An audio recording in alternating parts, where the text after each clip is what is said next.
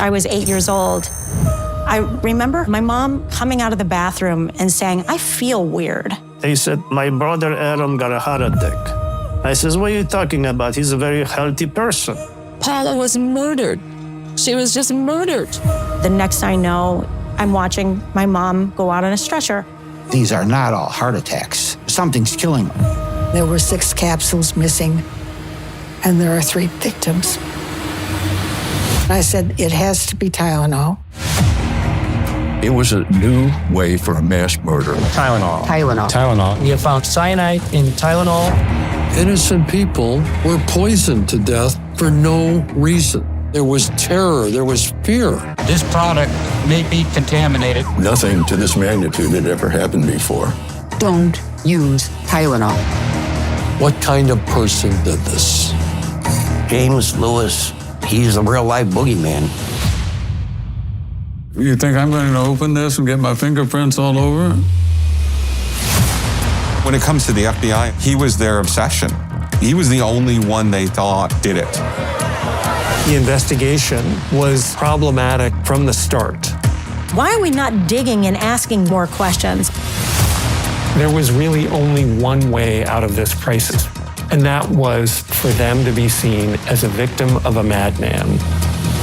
So if anyone asks me if I still use Tylenol, my answer is yes. They're barking up the wrong tree.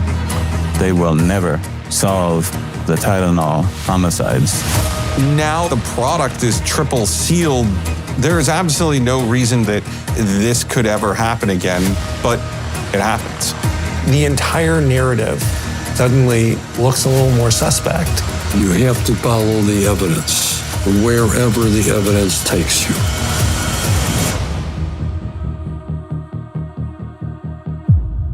That was the trailer for the Netflix docuseries Cold Case, The Tylenol Murders, and this is Factual America.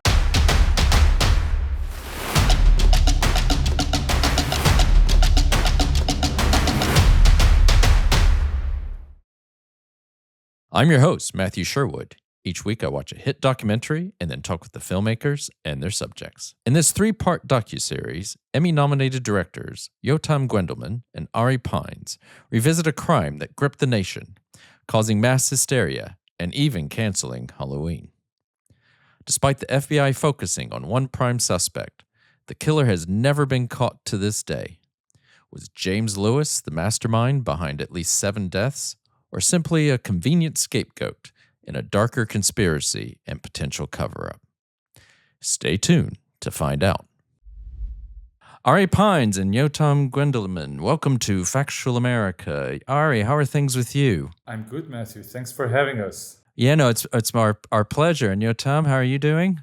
I'm good. Yeah. Thank you for having us. Yeah, we had just our viewers would never know, but we have had some technical difficulties. But it's good to have everyone on and talking about Cold Case, the Tylenol Murders, streaming on Netflix from May 26th. I think we're embargoed till then anyway, so it's by the time you hear or watch this, you will be able to access it on Netflix. So congratulations again on your accomplishments. Great to have you on.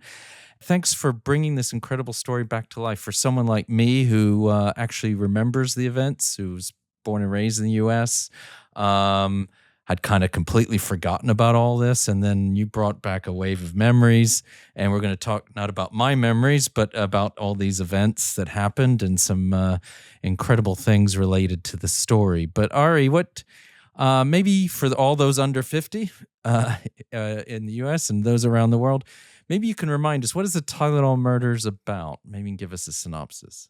So it's about a very dark chapter in history.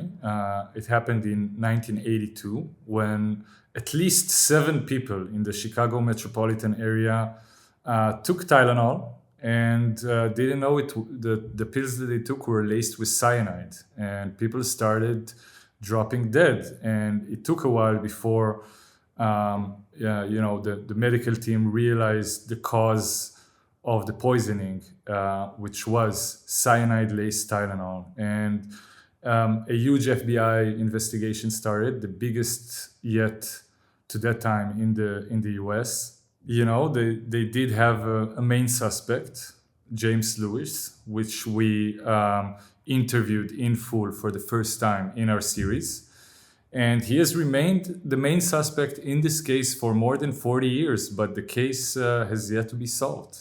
It remains unsolved, and it's also a case, I will add, that changed the world, changed all the way that we consume medication and other products, because it actually, as a result of this case, the pharmaceutical industry introduced safety seals to basically every product that we buy nowadays.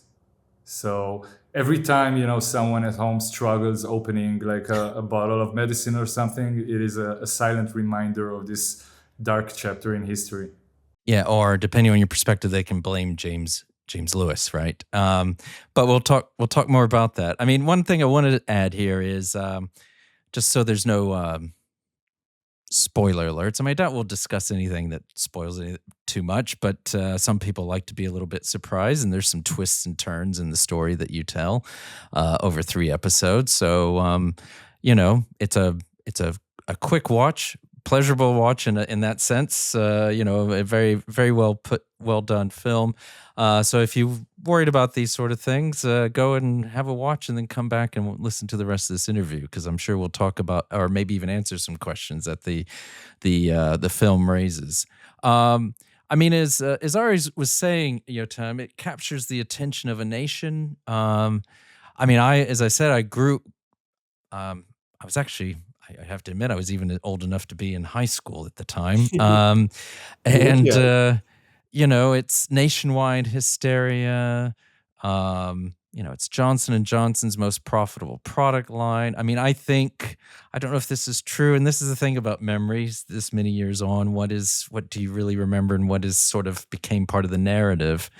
But I mean, I think even Halloween was canceled in some communities. I mean, I just remember making jokes with my friends, don't touch the Tylenol, I mean, it's not funny because we've got at least 7 people who are the victims here, but it was daily on the news for many months. And it just captures this attention of a nation. But as you've already said, Ari, Yotam, it really focuses quickly on a guy named James Lewis, doesn't it? Yeah. I mean, first of all, the hysteria was huge. It was probably, the biggest case in terms of mass hysteria and publicity back then in the States, a criminal case. And it sparked, as Ari said, what was the biggest FBI investigation to that time, but also the biggest recall of any product until that time. And basically unprecedented, media attention, as you said, on a daily basis. A week after the murders, and as you also said, and it's true that Halloween was basically canceled that year because, people were afraid that somebody's going to put cyanide, maybe even a copycat, and everybody's retreating. But in any case, it took a week until this extortion letter arrived to Johnson & Johnson. That was at that time the biggest pharmaceutical company in the world, by the way, up to this day. But also Tylenol was the best-selling drug in the world at that time. So when this extortion letter arrived to J&J, the focus kind of shifted. It took a while until they understood who sent it, but it shifted to James Lewis. But it took them another almost 3 months to actually get James Lewis, because it also sparked the biggest manhunt in American history till that time. And he was hiding in New York. By the way, he was sort of hiding in plain sight, but they never caught him. And it took them almost 3 months to actually catch him. So during those 3 months, the hysteria just grew and grew and grew because the killer was on the loose. We should say to this day, there's a big chance that the killer is on the loose. And in the series, we raised the question, is it even James Lewis, or is it some kind of a bigger conspiracy? Yeah, and I definitely want to talk about that. But let's talk a little bit more about, not to give him too much attention, but can't help but give him some attention, and that's James Lewis. I mean, as you say, could you hide in plain sight these days, I wonder? I mean, everyone leaves such a footprint, but this is still the 80s. So somehow just by moving from Chicago to New York, somehow you can get away from the big, as you say, the biggest manhunt in history up until that time. But all right, maybe we could talk more about this. Whether he did it or not, he did write an extortion letter. right? I mean, and asking for $1 million, and he's quite the dodgy character. Obviously, he's got To say the least. to say the least, I think, and rightfully shine a light on that. I mean, but the first thing being linked to, it's hard to, certainly linked to a murder in Kansas City is the first thing, but it seems like that should be case closed, right? That's a wrap. 145-minute episode and we're done. He's been caught and he's the guy. But what's wrong with that story? So, I mean, the way the investigation was handled, I can completely understand why the FBI agents were convinced that, Jim Lewis is their guy. I mean, as he said, he sends this extortion letter to J&J demanding $1 million for the murders to stop. The extortion letter is basically sort of a confession. He also gives detail in there about, the types of cyanide he used, how cheap it is to buy it. And then, they trace the letter back to a person named Robert Richardson, which turns out to be one of the many aliases of James Lewis. So this guy is a con artist. He has, multiple identities. And they also find out that he's actually a fugitive that was arrested for a murder in Kansas City in 1978, a murder and dismemberment case, very gruesome, which he eventually, got away with because of a technicality.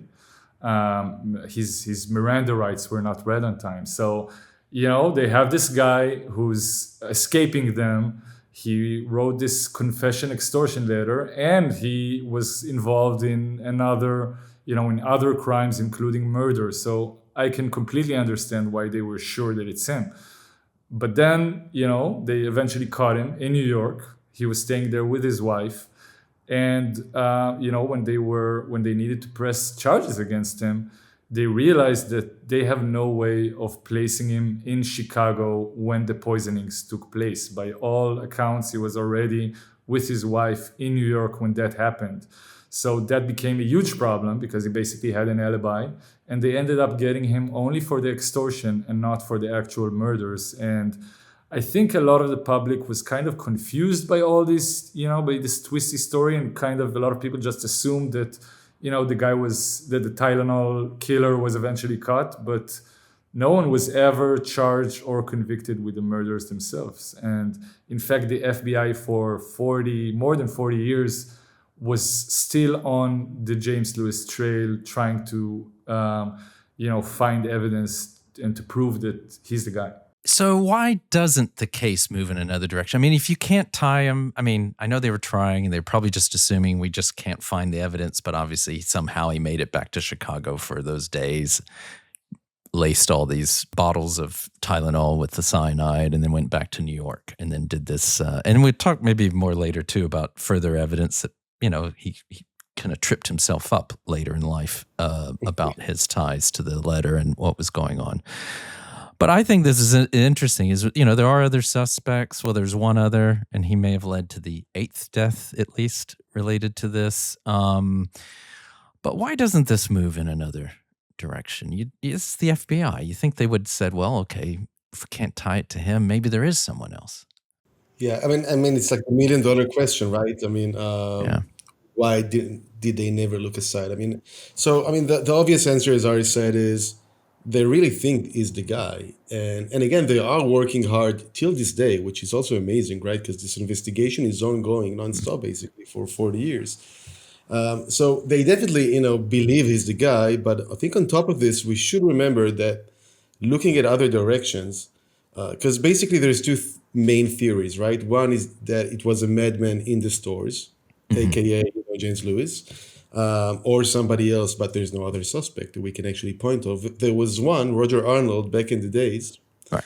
Shortly after the murders, which was the one he talked about, but it was quickly dismissed when James Lewis came aboard. By the way, we're not sure it was dismissed for good reasons, but it was.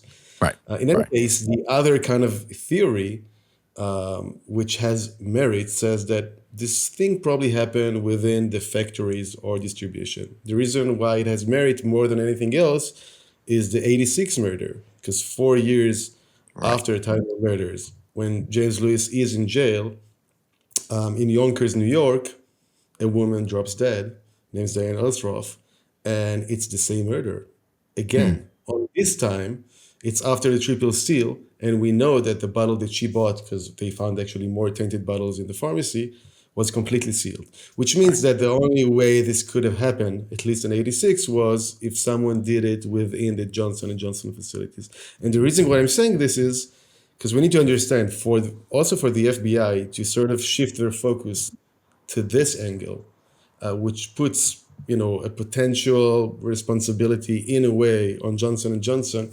It's probably very hard. I mean, Johnson & Johnson back then was maybe the number one, it's the biggest pharmaceutical company. It's one of the biggest companies in the world.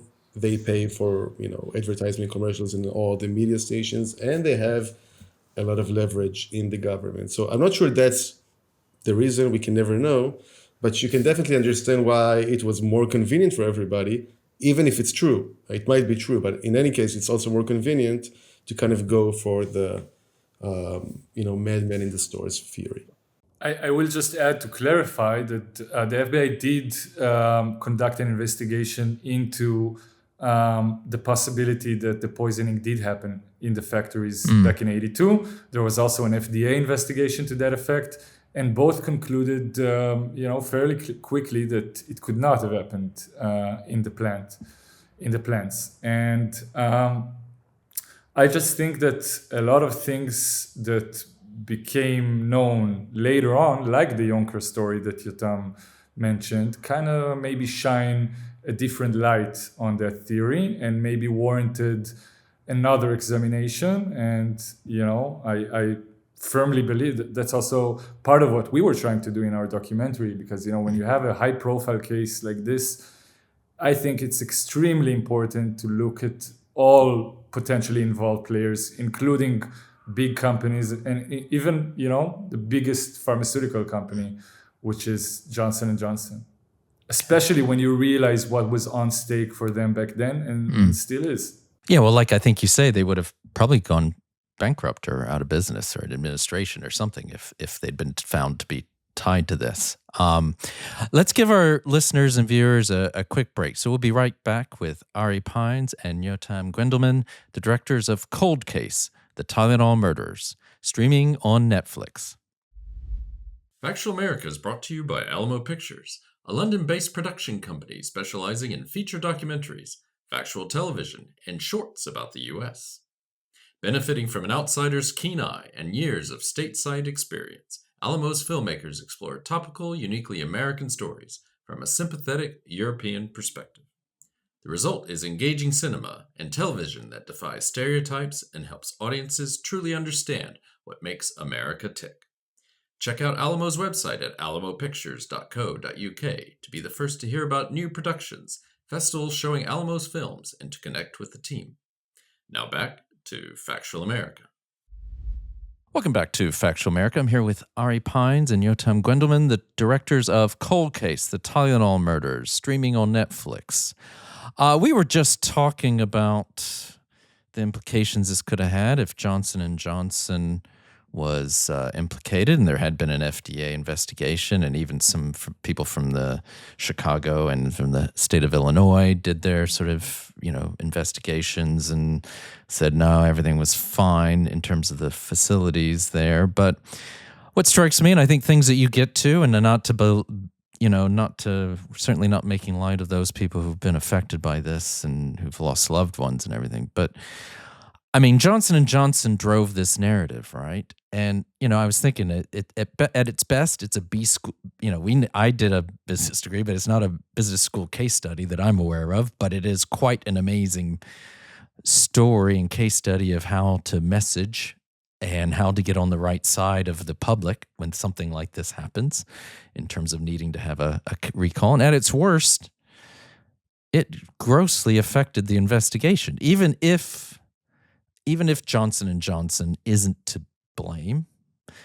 I mean, by driving this madman theory so hard, I mean, they really limited the scope of the investigators. Didn't they, Yotam?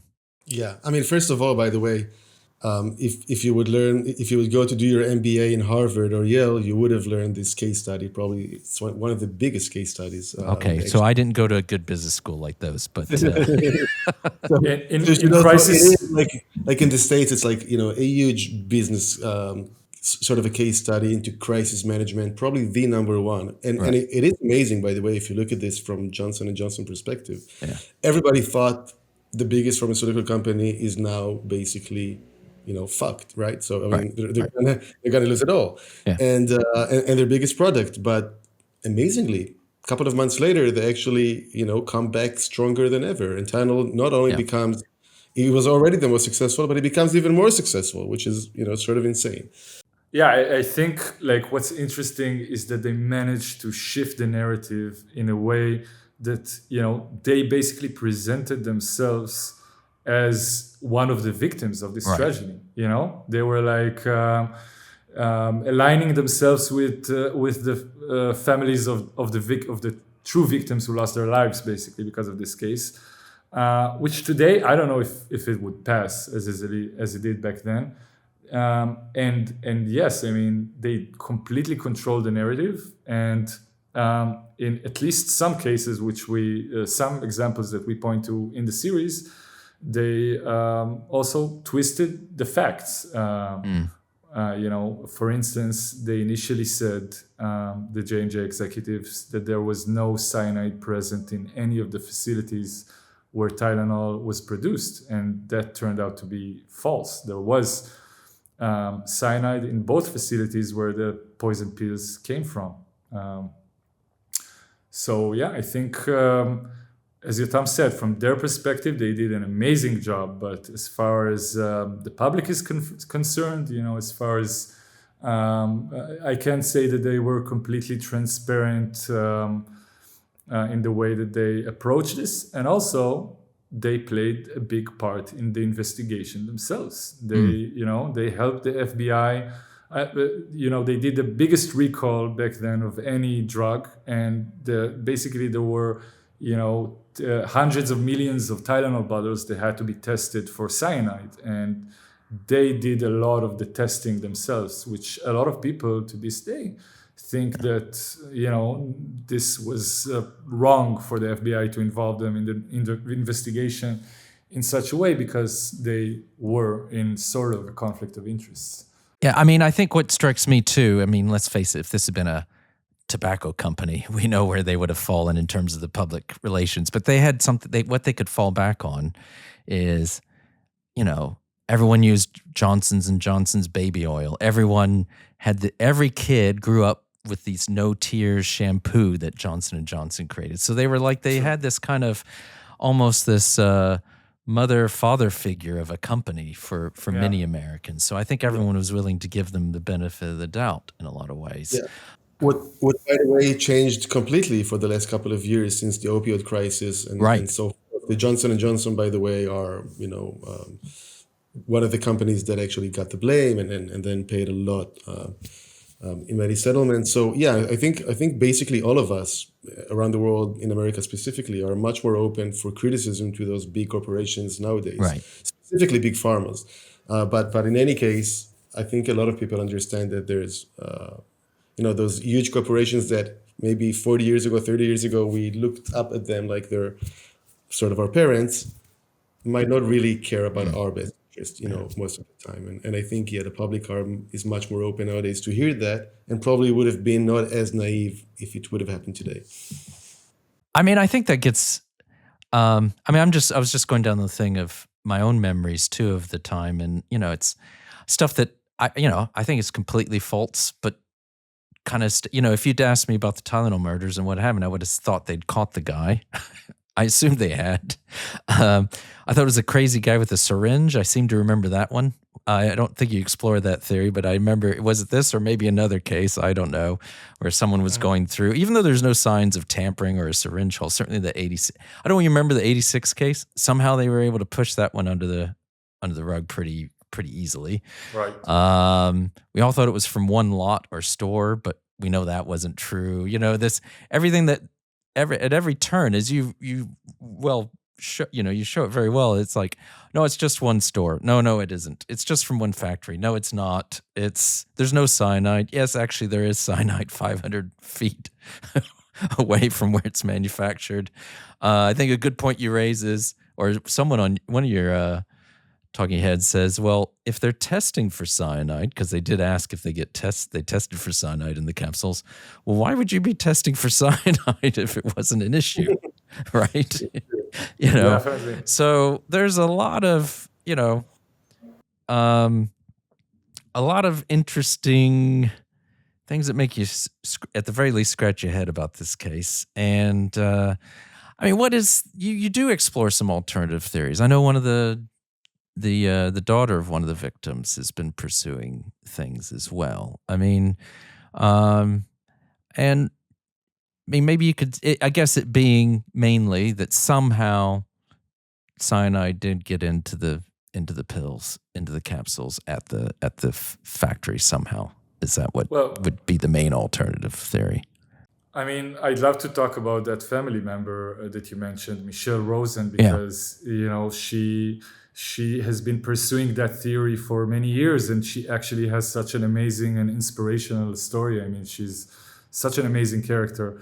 When she was very young, when she was just a little kid, she actually watched her mother collapse after she took the poison Tylenol, and she watched her mother die. And she basically spent, most of her life after that trying to figure out what happened to her mom. And, the investigation that she did is incredible.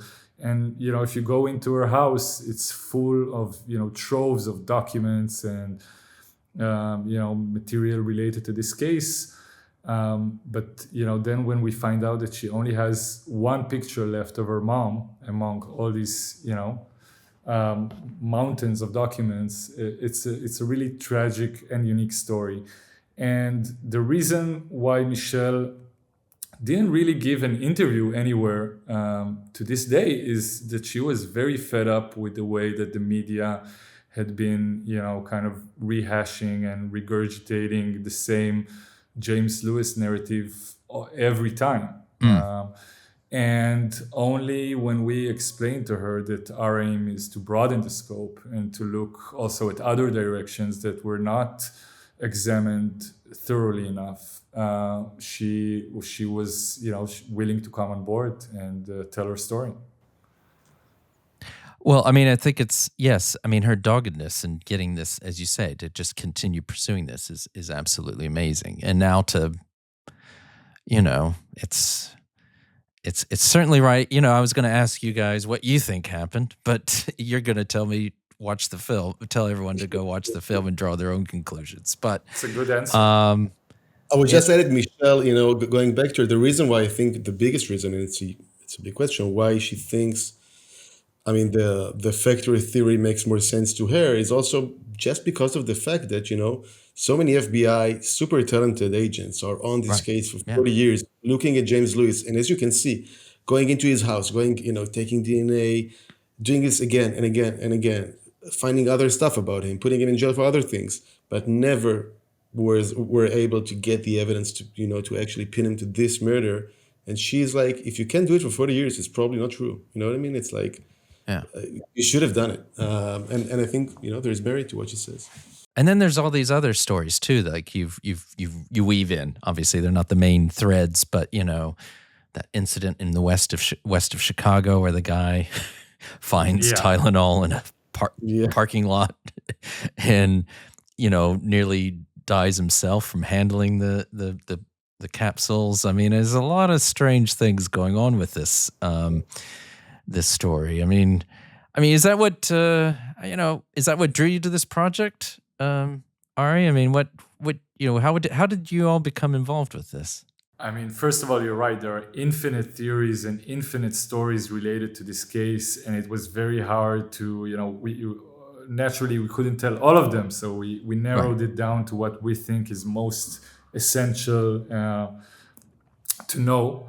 And the reason that, the way that we got into this project, basically we were, reading about this case, and were instantly fascinated because, as we mentioned earlier, this case, changed the world. It changed the entire way that we, consume medications and other products, and yet, 40 years later, it's still unsolved. So many tragic victims to this case, and so many efforts were invested by the FBI and other agencies in finding the culprit, but they never managed to. And so we were instantly, I think both of us love a good mystery, and so we were instantly hooked. And also we were equally fascinated by the story of James Lewis, who's been the main suspect in this case. And he has such a dark past and a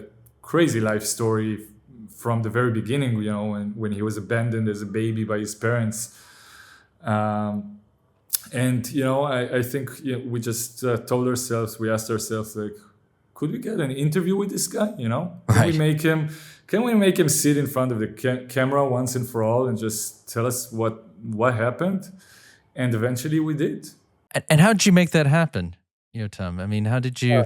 I guess you had to track him down. Obviously, maybe that wasn't too hard. But I guess has he given any interviews before, or is this really his first sort of sit down? He gave very, short interviews, basically nothing at the days, when he was caught back in the 80s. Then later he did this couple of this public kind of student radio in Cambridge where he lived. I used to listen to that station. So. So he gave her again, just a few minutes, and it's something purely, it's funny on its own, but it's nothing like a sit-down interview. This one he gave. It's actually the first time, and we have to give all the credit to our producer, Molly Forster, which we work with on all our projects, and she's the best. And she basically tracked him down. And around the time when we tracked him down, it was around the 40th anniversary of the murders, and there was this renewed media frenzy about it. Everybody talked about it, and journalists were actually waiting in the bushes outside of his house with cameras, with mics, trying to get him on a daily basis. He was hiding in his home. And I think the fact that Molly and us, we took this other approach, really trying to gain his trust, treating him not just like this crazy maniac, suspect that he is, but also as a human being, because he has also, really good story to tell, whether he did all the stuff or not. So I think we gave him the opportunity to actually tell a story. We sort of looked at him as a human being and talked to him like as a human being.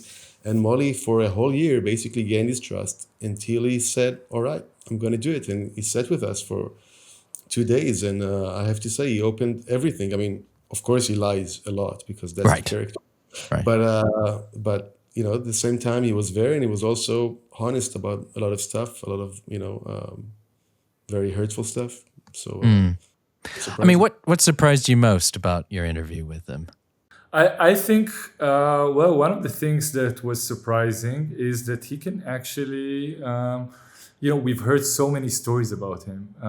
As you can see in the series, some interviews describe him as like this, living boogeyman and the scariest person they've ever met. And then you meet him, and I have to say, he looked fairly frail most of the time, amusing sometimes. He has a sense of humor. Sometimes he can be more like on the edge and kind of, makes you nervous, even by just his smile, which was pretty creepy. But he's also a sweet guy. He's like, there's like a contradiction in him. So I think that was the most surprising. And, of course, another surprise was when we decided, like on the fly, to kind of buy a bottle of new Tylenol on the way to the interview and give it to him and just see how he reacts. We didn't know what he's going to do with it. And Molly just handed him this bottle of Tylenol, as you can see in the opening of episode 2. And he, on his own volition, the first thing he says is like, you think I'm going to open this and get my fingerprints all over it? But then he continues to open it, get his fingerprints all over it, but he actually takes out some pills and, pulls out a knife that apparently he had on him and tries to open the pills to see if it's still possible nowadays to introduce some sort of agent into them. So there's something very mischievous about him, like very playful. He likes, I think, to walk this fine line. He enjoys the notoriety of being referred to as the Tylenol man without actually having to implicate him too much and pay the price for that. And I guess that's that fine line that you documentary filmmakers have to toe, which is, especially when you get someone who is the main suspect on there, it's like you don't want to. You want him to let him be himself. You don't want to paint him in a good light, but you don't also necessarily want to paint him, go out of your way to make him into a boogeyman, as you say.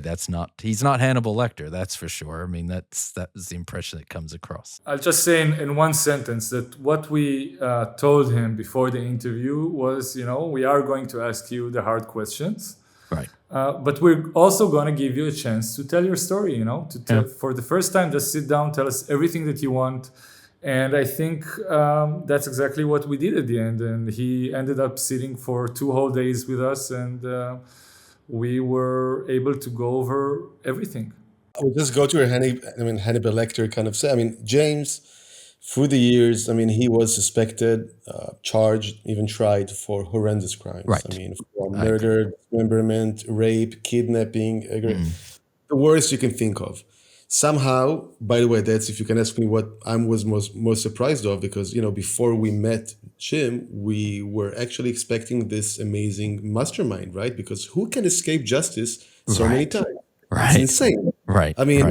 He has this, the longest, and again, he wasn't just escaping justice because he ran away. He was actually caught and tried, but always somehow managed to escape this. So, you think you're going to meet this amazing tactician or this mastermind is going to, but then you meet this, sort of this, sweet old man with a very dark past and still a very dark side. And that was amazing to understand that, also when you kind of think also about the American justice system with its merits and its flaws, that it allows a person like this who is,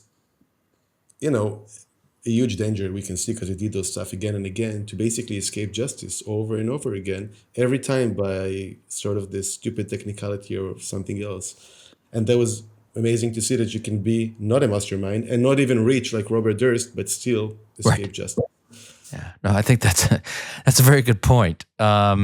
So yeah, I think, not a lawyer, but if you went to law school, I think that's what they always teach you, is that these protections are in there certainly for the innocent, and sometimes the not so innocent get away with things because of that. But I think, and then he passed away not long after your interviews. Is that right? I mean, that's the definitive interview with James Lewis. You guys captured it. That's a big spoiler to give, but yeah. Well, we're this far into the podcast. I think we're not gonna prove nor deny.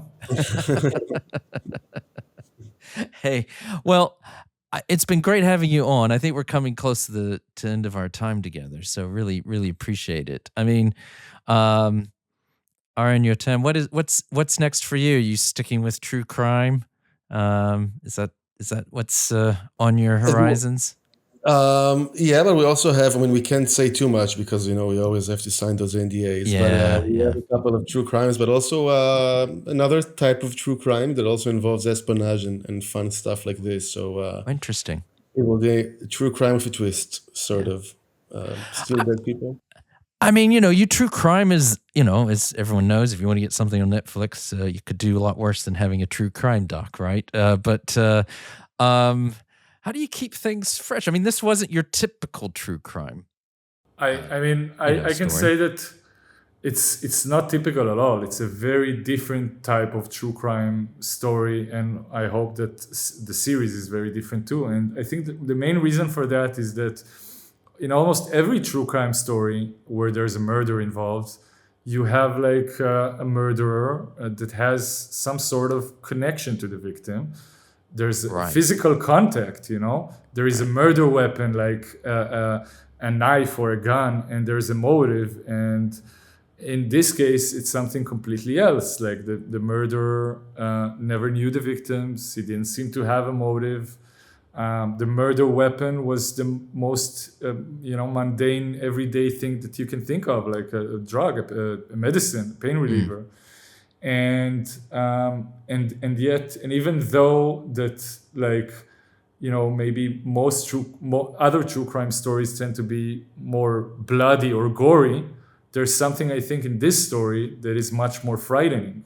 And that is the fact that something as innocent as a medicine that's supposed to make you feel better suddenly becomes an instrument of death and a weapon of mass murder. And I think it's completely different than most other true crime docs. Yeah. And we try to, always find, I wouldn't say fun ways because it is a tragic story, but, at least as a filmmaker, sort of interesting or fun ways to tell a story, not to just tell it from A to Z like I guess most true crimes do.